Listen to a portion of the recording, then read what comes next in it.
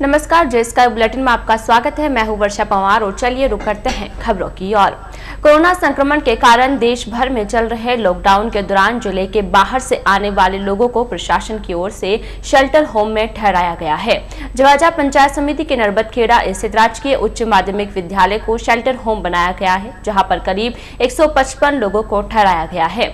जानकारी मिली है कि नरबतखेड़ा शेल्टर होम से गुरुवार देर शाम को 7 लोग फरार हो गए। देर रात को जब शेल्टर होम प्रभारी श्रीमती संतोष तायत को इसकी जानकारी मिली तो उन्होंने इसकी जानकारी जवाजा थाना पुलिस सहित प्रशासन के अधिकारियों को दी। सूचना मिलते ही प्रशासनिक अधिकारियों के हाथ पांव फूल गए। उधर जानकारी मिलने के बाद जवाजा थाना पुलिस ने त्वरित कार्यवाही करते हुए फरार लोगों की तलाश शुरू की तो 2 लोगों को रास्ते से पकड़ लिया तथा उन्हें शेल्टर होम के सुपुर्द किया। साथ ही भीम उपखंड के थानों को इसके लिए अलर्ट करते हुए नाकाबंदी सख्त करवाई। पुलिस के अलर्ट तथा नाकाबंदी के चलते शेष 5 को भी जस्साखेड़ा पुलिस ने पकड़ लिया। जस्साखेड़ा से मिली जानकारी के बाद जवाजा थाना पुलिस के पुलिसकर्मियों ने शुक्रवार सुबह जस्साखेड़ा पहुंचकर 5 लोगों को लेकर पुनः शेल्टर होम पहुंचाया। तब कहीं जाकर प्रशासन की सांस में सांस आई। शेल्टर होम प्रभारी संतोष तायत के अनुसार शेल्टर होम से फरार होने वालों में रत्ना पुत्र रामलाल निवासी दासगुढ़ा, अमृतलाल पुत्र नारायणलाल निवासी बिजनिया, राया पुत्र केशाराम, रूपालाल पुत्र मांगीलाल निवासी दासगुढ़ा, राजू पुत्र अमरा, रमेश पुत्र धूलचंद तथा कमल पुत्र कन्या सभी निवासी दरियावर्त जिला प्रतापगढ़ शामिल है। बताया जा रहा है सभी लोग यहां पर 1 अप्रैल से रह रहे हैं। सभी के लिए प्रशासन तथा भामाशाहों के सहयोग से खाने पीने की व्यवस्था की जा रही है। जानकारी मिली है कि गुरुवार को यह सभी 7 लोग योगाभ्यास के दौरान शेल्टर होम से बाहर निकल गए थे। काफी देर बाद भी जब यह सभी वापस नहीं लौटे तो प्रभारी संतोष तायत ने आसपास तलाश करवाई, लेकिन इनके बारे में कोई जानकारी नहीं मिली। इसके बाद इन्होंने इसकी जानकारी प्रशासन तथा पुलिस को दी।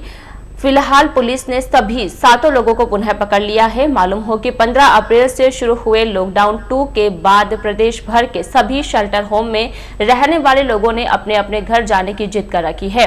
प्रदेश के कई अन्य जिलों में भी इन लोगों के असंतोष की खबरें मिल रही है। शेल्टर होम में रहने वाले लोगों का कहना है कि अब सरकार को चाहिए कि उन्हें अपने घर पहुंचाने की व्यवस्था करे ताकि परिवार के अन्य सदस्यों की देखभाल की जा सके। कोरोना महामारी के इस महासंकट की घड़ी ने सभी देशवासियों को एकजुट कर दिया है। हर वर्ग, समाज, संगठन, संस्था, यहाँ तक कि व्यक्ति विशेष की ओर से हर जरूरतमंद की मदद की जा रही है। ब्यावर शहर में भी कई संस्थान ऐसे हैं जिनके संचालन के लिए सदैव भामाशाहों की दरकार रहती है, लेकिन वर्तमान परिस्थितियों में वे संस्थान भी पीड़ित व असहाय लोगों की मदद कर रहे हैं। ऐसा ही एक नाम है Sanjay inclusive school Beawar. School की ओर से लॉकडाउन के दौरान स्कूल में अध्ययन करने वाले दिव्यांगजन बच्चों के घर पर खाद्य सामग्री पहुंचाई जा रही है ताकि उन्हें किसी प्रकार की परेशानियों का सामना नहीं करना पड़े।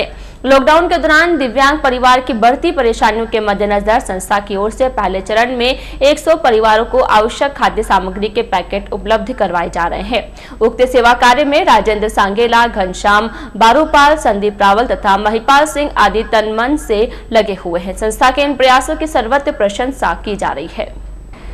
देश के सबसे बड़े बैंक एसबीआई ने 30 जून तक फ्री ट्रांजैक्शन की संख्या से अधिक ट्रांजैक्शन होने पर लगने वाले एटीएम सेवा शुल्क न लेने का फैसला किया है। एसबीआई ने ट्वीट के जरिए इस बात की जानकारी दी है।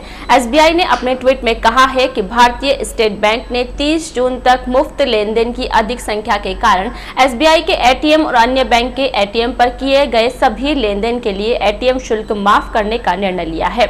आरबीआई के नियम के मुताबिक एटीएम ग्राहक को हर महीने 5 ट्रांजैक्शन के लिए शुल्क नहीं देना पड़ता है, लेकिन इससे ऊपर यानी 6ठे ट्रांजैक्शन पर बैंक चार्ज वसूलता है। आरबीआई ने यह भी स्पष्ट किया कि नॉन कैश ट्रांजैक्शन जैसे बैलेंस चेक, फंड ट्रांसफर को भी एटीएम ट्रांजैक्शन नहीं माना जाए। हालांकि वित्त मंत्रालय पहले ही इस बात की घोषणा कर चुका है, लेकिन एसबीआई ने गुरुवार को ट्वीट कर यह जानकारी उपलब्ध कराई है।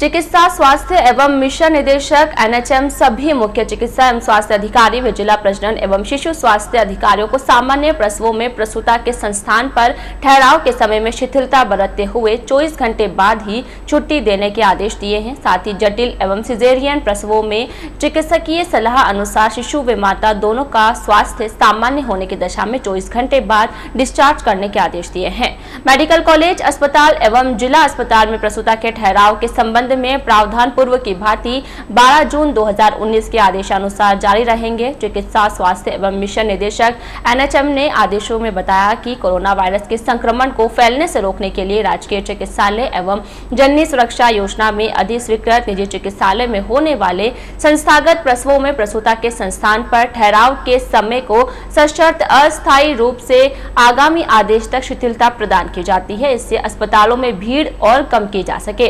जननी सुरक्षा योजना के भुगतान भी ओजस सॉफ्टवेयर के माध्यम से जनरेट किए जा सकेंगे। संस्थागत प्रसव में प्रसूता के ठहराव के समय में 48 घंटे की जगह 24 घंटे छूट की अनुमति दी जा सकती है। जटिल एवं सिजेरियन प्रसवों में चिकित्सक की सलाह अनुसार शिशु व माता दोनों का स्वास्थ्य सामान्य होने की दशा में 24 घंटे बाद डिस्चार्ज किया जा सकता है। संस्थान स्तर पर संबंधित चिकित्सा अधिकारी प्रभारी तथा नोडल व यूनिट प्रभारी अधिकारी द्वारा निर्णय लिया जा सकता है। यह आदेश अग्रिम आदेशों तक जारी रहेंगे। मेडिकल कॉलेज अस्पताल में एवं जिला अस्पताल में प्रसूता के ठहराव के संबंध में प्रावधान पूर्व की भांति 12 जून 2019 के आदेशानुसार जारी रहेंगे। मालूम हो कि शिशुओं को कोरोना वायरस के संक्रमण से बचाने में मां का दूध सर्वोत्तम आहार है। यदि शिशु मां का दूध पी रहा है तो कोविड-19 उससे दूर ही रहेगा। मां का दूध शिशु में रोग प्रतिरोधक शक्ति बढ़ाने की क्षमता रखता है। डॉक्टरों के मुताबिक रोग प्रतिरोधक क्षमता कमजोर होने से शिशु में कोरोना संक्रमण का खतरा हो सकता है।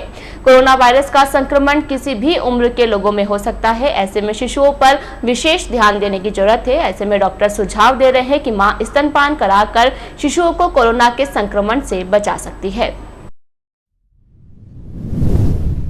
हॉस्पिटल में प्रसूताओं के बढ़ते भार को देखते हुए तथा सोशल डिस्टेंसिंग मेंटेन करने के लिए और अस्पताल में कम से कम मरीजों के रिश्तेदारों की भीड़ को कम करने के लिए हमने ऊपर से ये आदेश आए हैं कि जो प्रसूताएं जिनका कोई जटिलता नहीं है उनको प्रथम प्रसव वाली को भी अब हम 48 घंटे की जगह 24 आवर्स में डिस्चार्ज कर रहे हैं, ताकि जो है यहाँ पर मरीज़ का कम से कम स्टे रहे और ज़्यादा भीड़ अटेंडेंट की और सब लोगों की नहीं हो। उन्हीं प्रसवों को छुट्टी दी जा रही है जिनमें कोई जटिलता नहीं है और समस्त को 48 घंटे की जगह 24 घंटे में छुट्टी दी जाए।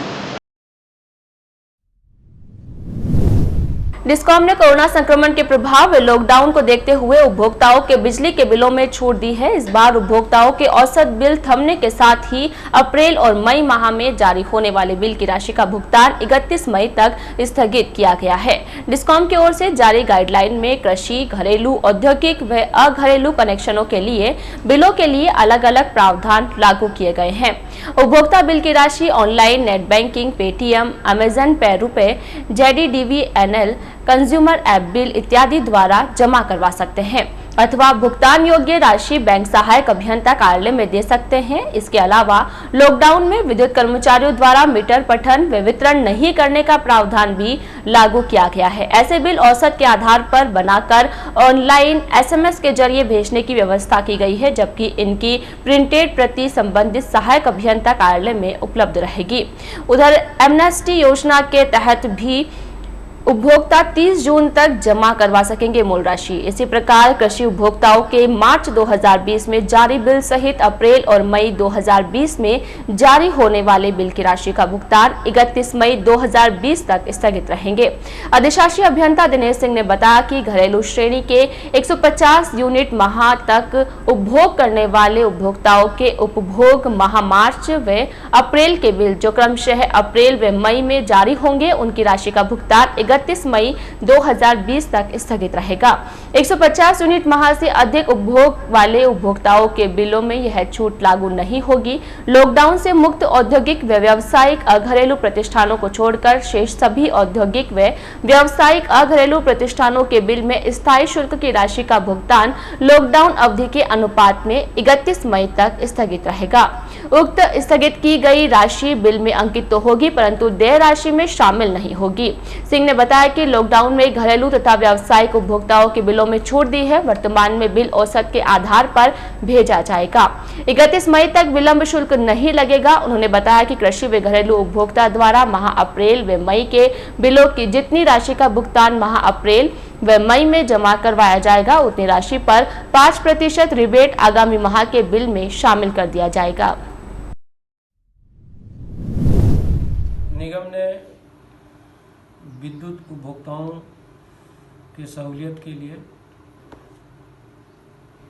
एक कदम उठाया है कि भाई कोई भी उपभोक्ता जिनके विद्युत बिल बकाया है उनके कनेक्शन 31 मई तक नहीं काटे जाएंगे।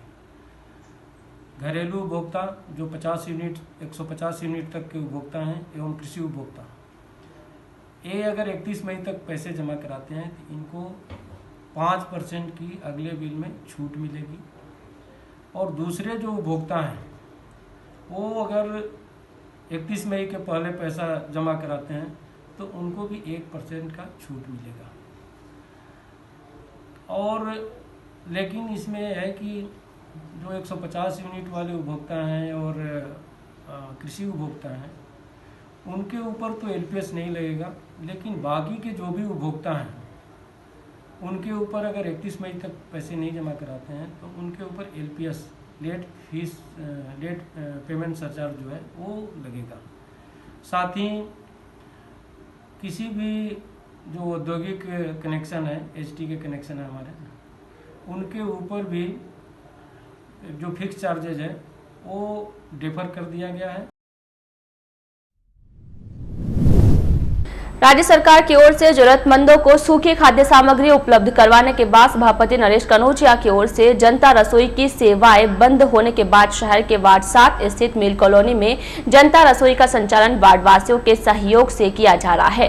वार्ड पार्षद रविंद्र सिंह राठौड़ के सानिध्य में संचालित हो रही जनता रसोई में प्रतिदिन सुबह शाम 220 खाने के पैकेट तैयार किए जा रहे हैं तथा वार्ड सहित आसपास के जरूरतमंद लोगों तक घर बैठे पहुँचाए जा रहे हैं। जनता रसोई में प्रतिदिन पूर्व सभापति शांति डावला, देवकी नंदन शर्मा, मूल सिंह राजपुरोहित, ओम प्रकाश भराडिया, सुरेश कानपाल, चंद्रेश साखला, दलपत गहलोत, डॉक्टर विष्णु तंवर, अखिलेश भाटी, राहुल सिंह नरूका, सायर खान तथा गुरदीप सिंह आदि अपनी सेवाएं दे रहे हैं।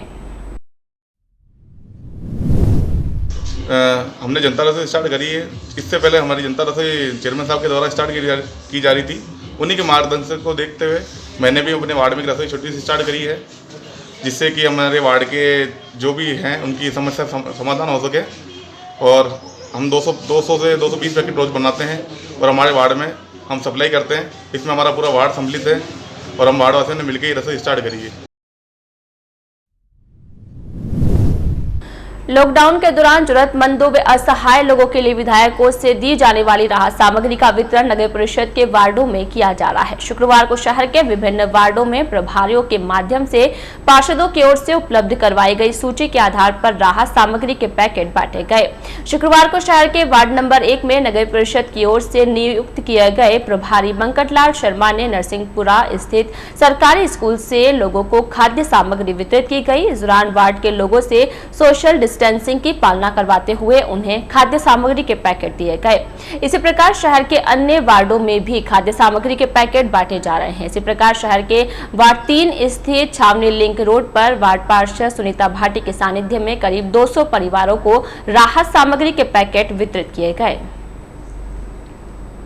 शहर के सामाजिक संस्था सिटीजन काउंसिल ने भी कोरोना महामारी के दौरान चल रहे लॉकडाउन में जनसेवा का बीड़ा उठाया है। मूक पशुओं के लिए हरे चारे से शुरू की गई सेवा के बाद अब काउंसिल ने जरूरतमंद लोगों के लिए खाद्य सामग्री उपलब्ध करवाने की भी सेवा शुरू की है। शुक्रवार को संस्था की ओर से शहरी तथा ग्रामीण क्षेत्र के लिए 30 व 20 कुल 5 पैकेट उपलब्ध करवाए। काउंसिल सचिव लोकेश डोसी के सौजन्य से उपलब्ध हुए इन पैकेटों का वितरण जरूरतमंद तथा असहाय लोगों के लिए किया जाएगा। शुक्रवार को खाद्य सामग्री पैकेट उपलब्ध करवाते समय नगर परिषद सभापति नरेश कनौजिया, पूर्व उपसभापति जयसिंह राजपुरोहित, काउंसिल के विमल चौहान, लोकेश डोसी, संपत जैन, तुलसी रंगवाला, दिलीप भंडारी, मोहनलाल तथा मोहम्मद हारून आदि उपस्थित थे।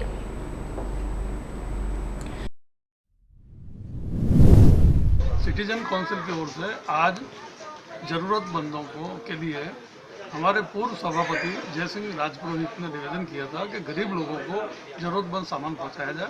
उसके लिए आज सिटीजन काउंसिल के सदस्यों ने ये किट जयसिंह जी को उपलब्ध कराए हैं। जयसिंह जी राजपुरोहित अपने विवेक से जो जरूरतमंद परिवार हैं उनको वितरित कर देंगे। इसमें हमारे लोकेश जोशी जी की सौजन्य से ये सामग्री आज उपलब्ध कराई गई। 20 पैकेट यहाँ दिए हैं और आज 30 पैकेट जगह से भिजवाएंगे। आज 50 पैकेट का व्यवस्था हमने रखी है, जिसमें आटा है, दाल है, शक्कर है, चावल है, तेल है, आलू है, मसाले हैं, संपूर्ण एक गृहस्थी का सामान जो एक परिवार के लिए आवश्यक होता है वो इसमें जुटाया गया है। इससे पहले सिटीजन काउंसिल ने पशुओं के लिए चारा उपलब्ध कराया था, जो लगातार 7 दिन से हमारा क्रम जारी है। श्री मारूसेन पंचायत बोर्ड संस्था ब्यावर की ओर से बुधवार को संत शिरोमणि श्री सेन जी महाराज की 720वीं जयंती का शुभारंभ किया गया। इस दौरान सर्वप्रथम मंदिर के ऊपर भगवा ध्वज का पूजन मंदिर प्रांगण में किया गया। इस मौके पर पंडित उमेश कुमार शर्मा ने वैदिक मंत्रोच्चारण के साथ ध्वजा पूजन कार्यक्रम संपन्न करवाया। इसके पश्चात मंदिर परिसर में उपस्थित समाज बंधुओं ने लॉकडाउन के नियमों की पालना करते हुए सोशल डिस्टेंसिंग के साथ तीसरी मंजिल पर नई ध्वजा लगाई। इस दौरान उपस्थित सभी ने श्री सेन जी महाराज तथा नारायणी माता का जय घोष किया। अध्यक्ष बाबूलाल भाटी ने बताया कि कोरोना वायरस के संक्रमण के चलते लॉकडाउन के नियमों की पालना करते हुए उक्त कार्यक्रम को छोटे स्तर पर ही किया गया। आगामी कार्यक्रमों की सूचना समाज बंधुओं को व्हाट्सएप के माध्यम से दी जाएगी तथा दी गई सूचना के आधार पर ही जयंती मनाई जाएगी। ध्वजा चढ़ाने के दौरान अध्यक्ष बाबूलाल भाटी, रामेश्वर सिसोदिया, बोधुराम धांधल, बालूराम बनभेरू, प्रेमचंद, दिलीप सेन, कन्हैयालाल धांधल, ओम प्रकाश गहलोत तथा महिला मंडल अध्यक्ष उगमा गहलोत आदि उपस्थित थे। इसी प्रकार श्री सेन जयंती कार्यक्रमों की श्रृंखला में शुक्रवार को श्री मारूसेन पंचायत महिला मंडल की ओर से सफाई कर्मचारियों का स्वागत किया गया। इस दौरान उपस्थित सभी ने कर्मचारियों का माला पहनाकर स्वागत किया तथा श्रीफल भेंट कर उनका मान बढ़ाया। इस मौके पर उदयपुर रोड पानी की टंकी के यहाँ आयोजित कार्यक्रम के दौरान मूक पक्षियों के लिए पानी के परिंदे भी बांधे गए।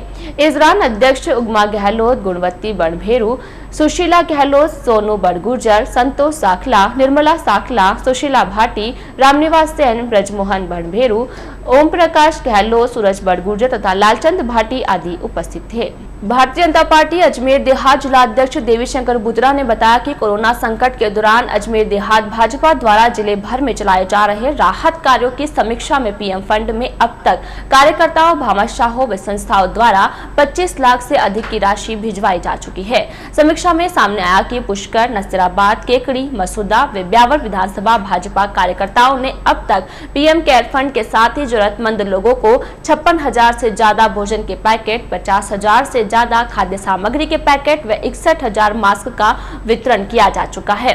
संपूर्ण अजमेर देहात में यह काम सुचारू रूप से चले, इसके लिए 10,000 से अधिक कार्यकर्ता दिन रात लगे हुए हैं। इसके साथ ही गांवों में अपने ट्रैक्टर, ट्रॉली साधनों सहित सैनिटाइजेशन का कार्य भी निरंतर कर रहे हैं। अनेक स्थानों पर रसोई का कार्य भी संगठन भी कर रहा है। तो ब्यावर, पुष्कर व केकड़ी में नगर परिषद सभापति के नेतृत्व में बहुत ही अच्छे ढंग से रसोई के राहत कार्यों का मोर्चा संभाला हुआ है।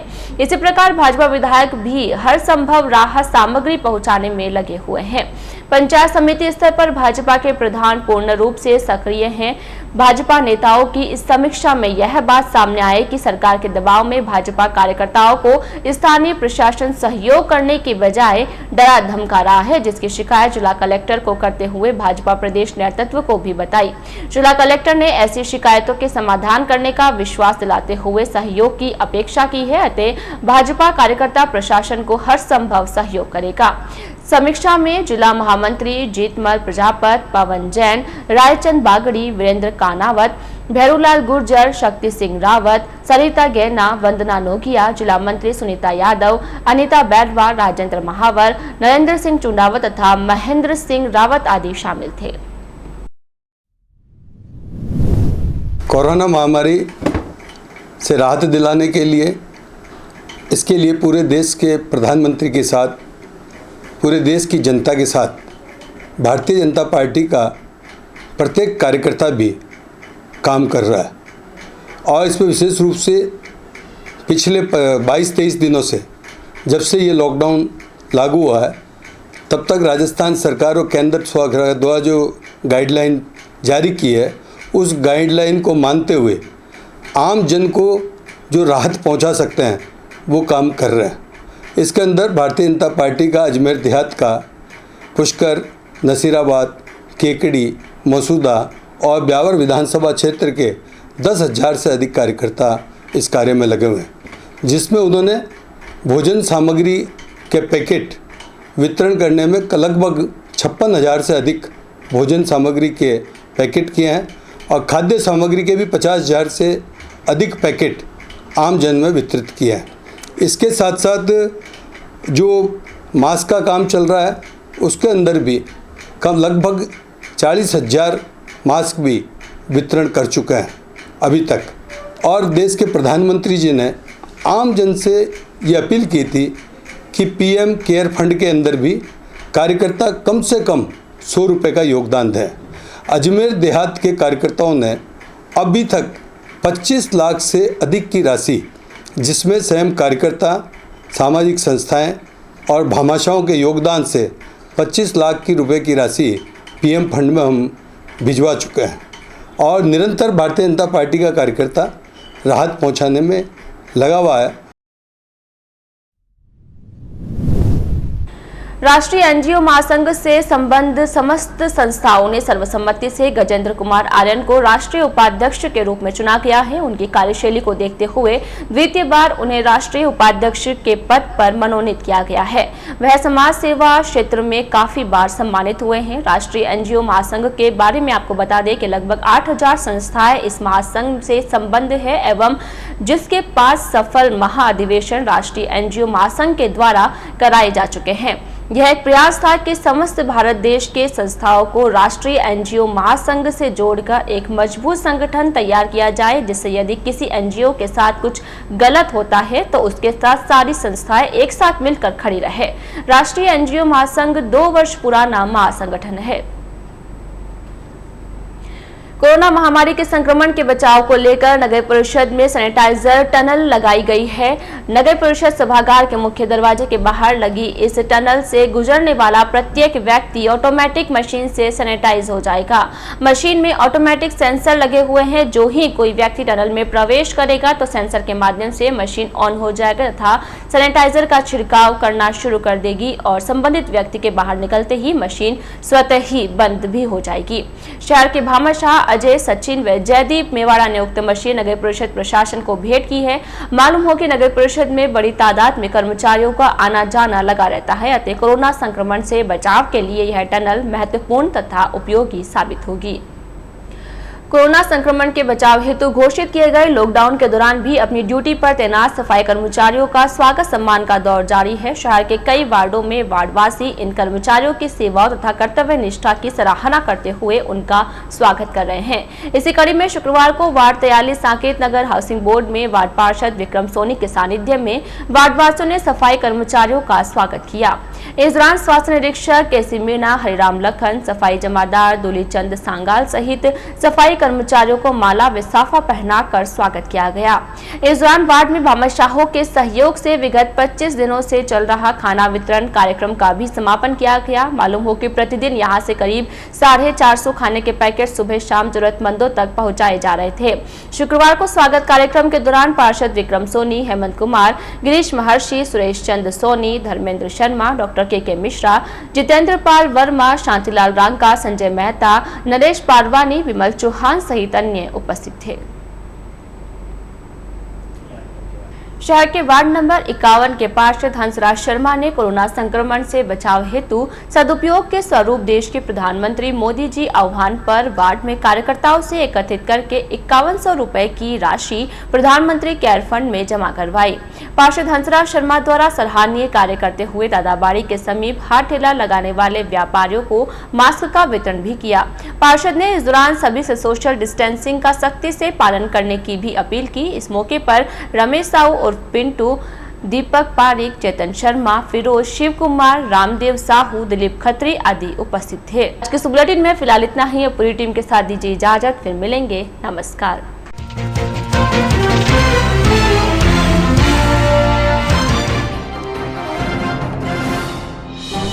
नरबतखेड़ा शेल्टर होम से फरार हुए 7 लोग, पुलिस की तत्परता से सभी पुनः शेल्टर होम को किए सुपुर्द।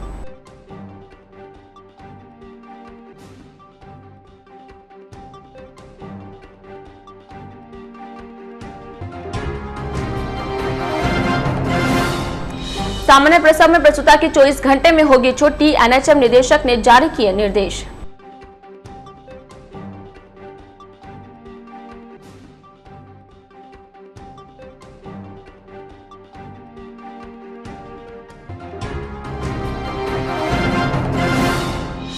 नगर परिषद में भी लगाए सैनिटाइजर टनल। टनल से गुजरने के दौरान प्रत्येक व्यक्ति होगा सैनिटाइज।